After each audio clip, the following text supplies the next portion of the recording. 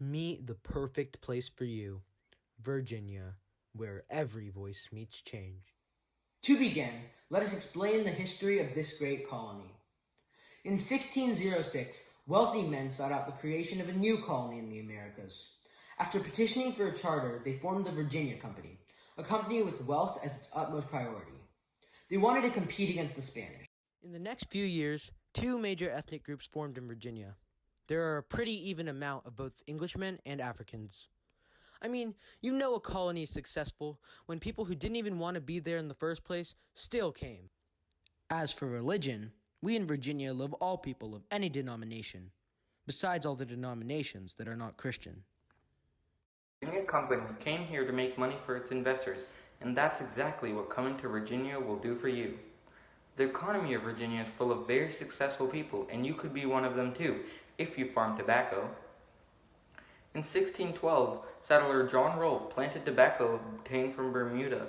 Within a few years, the crop proved extremely lucrative in the European market. The demand for tobacco led to the bringing of slaves from African countries to plantations where they worked for free, which saves you a lot of effort and time.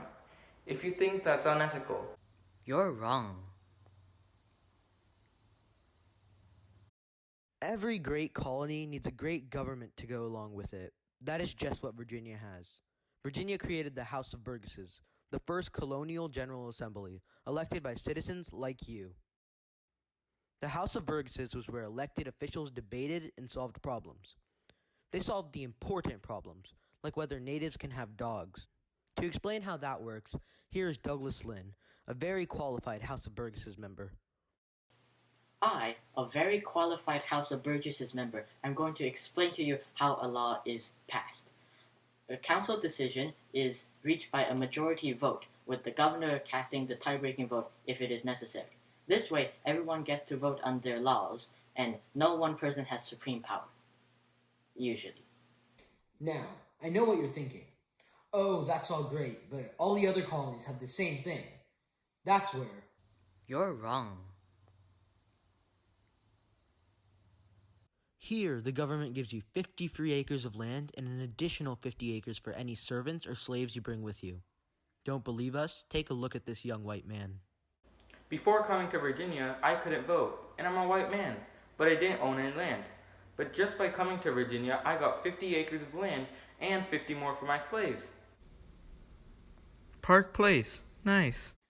So heartwarming, but not as warm as the climate. Want proof? Take it from this Virginia farmer. I didn't know where to come to farm at first, but I found Virginia and knew it was the place for me. The weather here is great for tobacco farming, as there are hot summers and mild winters. The fertile soil and a good amount of rain is beneficial to my crops. I can farm so dang efficiently that if I was in Massachusetts, I'd be accused of witchcraft.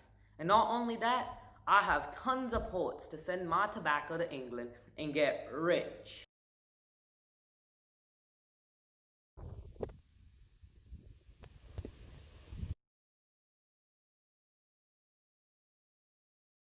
As you can see from that farmer, the climate in Virginia is truly perfect for farming. And just look at all this land. With a long coastline and a location directly in the middle of all the colonies, we guarantee trade will come easy. Cut your travel time down to just weeks. Virginia truly has everything. No matter who you are, in Virginia, where every voice meets change, you can succeed.